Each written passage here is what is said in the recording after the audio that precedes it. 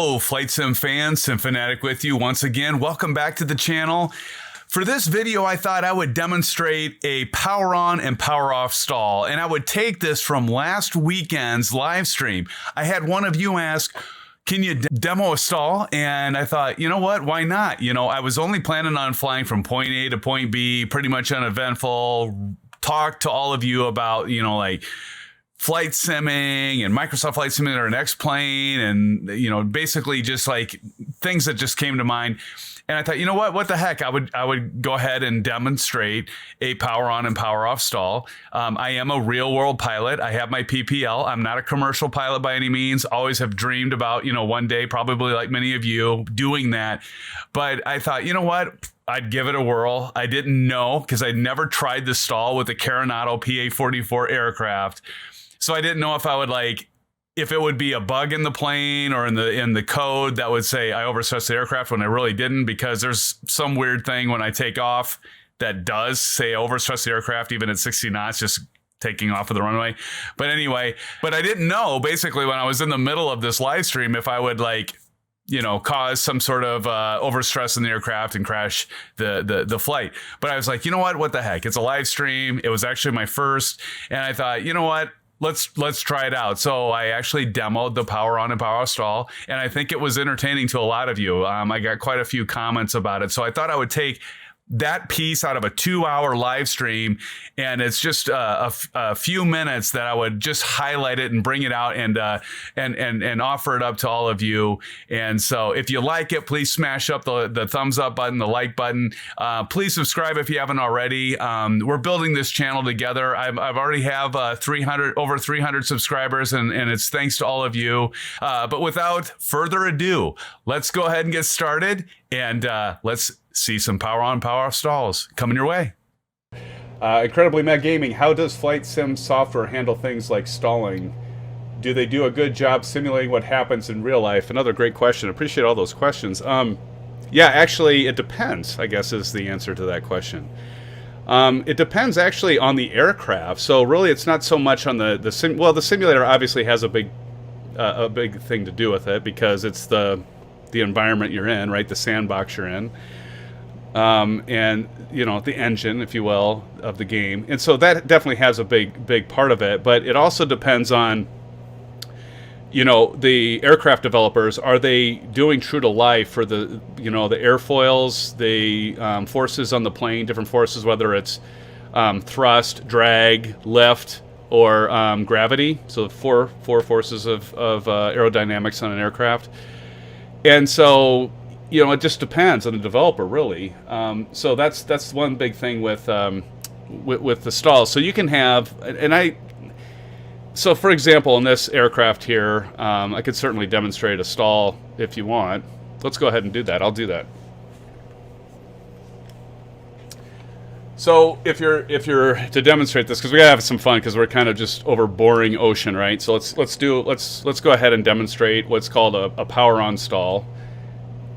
So you pretty much will set up for a power on stall. What you'll do is you'll simulate kind of like if you were taking off, right? So 4,500 feet, we're good enough on the altitude. I'm going to turn off the autopilot, so you notice now we can fly it. So what you'll do in a power on stall is, like, normally you'd either have one notch of flaps in or no notch of, you know, 0 flaps in. I'm not going to put that in, but what I'm going to do is I'm going to full throttle. I'm going to pull back, and you're going to gradually pull back. And now watch the airspeed indicator. Watch the game crash. I'll overstress the airplane. So now watch. So you try to keep the nose straight up. See that? So now, so like this, like look at that. So now we're kind of in a dive. So now I'm looking at my horizontal indicator. Now I want to take that out and come back to my, now when you do it over the ocean, look at that, we were down to 2,000 feet. So, by the way, that horn was just because of my landing gear, so we actually rotated and flipped around. We actually entered a spin. I honestly don't know if that is going to, I don't know how accurate that is, right? In real life, I've never flown an actual Piper Seminole. I mean, I've done a Warrior. that seemed to be a pretty aggressive stall, but you know, it's kind of neat. But you know, the one thing is, like, everything went blue, as you notice. So when you're taught as a pilot, we need to climb. What you're taught as a pilot is you got to watch this gauge right here. This is our attitude indicator. So the only way I knew, like, I was nose down because of blue sky and blue ocean, is I looked at this, and this just think of this as Earth and this is sky. So I really cued in on that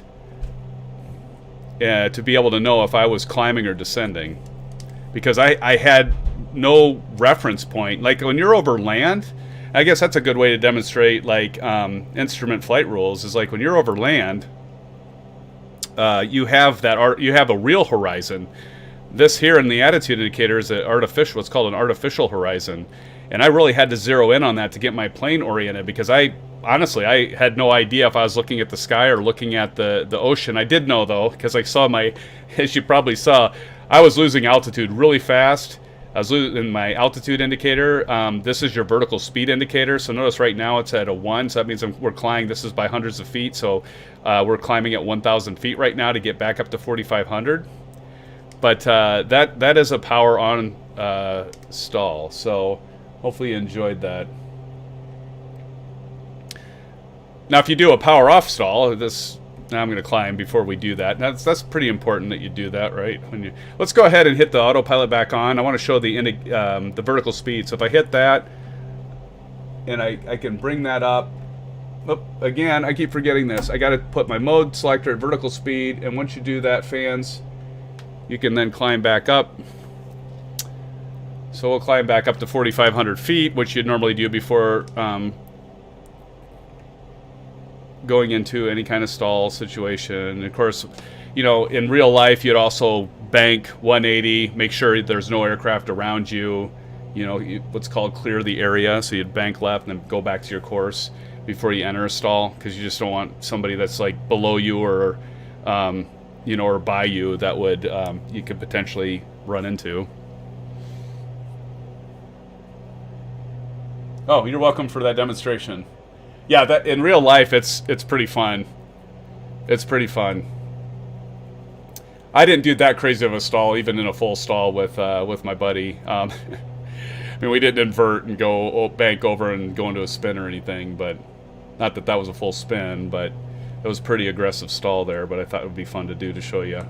So we're gonna hit altitude, and now notice the vertical speed goes back to altitude, and we're at level flight again. All right, now I'm going to show you what a power off stall would be. So power off stall again would be as if it's simulating you're going into land at an airport.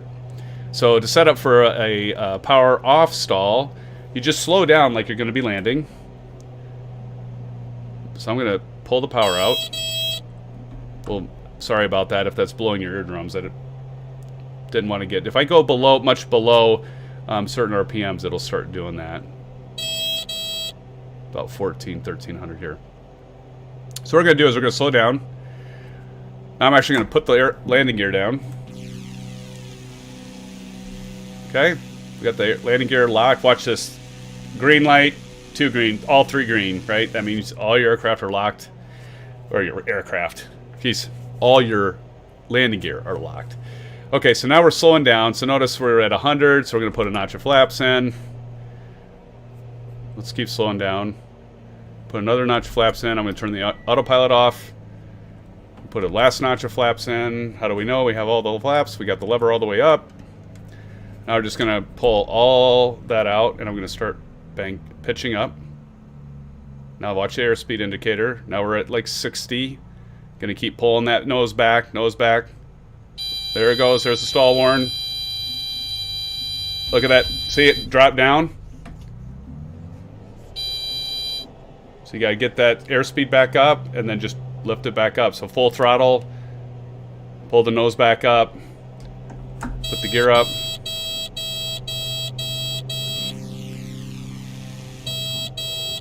You got to get this trim back out.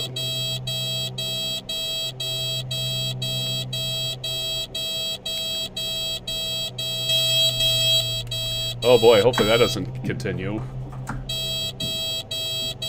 Oh, I might have just discovered a bug. You gotta be kidding me. that warning should be going off right now, or that should stop. Maybe I messed up the landing gear. I don't know. Shouldn't have. I think I discovered a bug, fans. I think I found a bug in the aircraft. I might have to. Oh, wait. No, I know what it was. I didn't pull my flaps back out.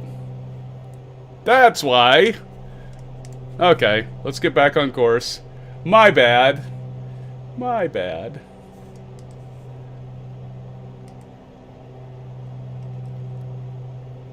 So anyway, that's the demonstration for power on and power off stalls. Yeah, I forgot one of the critical things. You got to pull your flaps back up.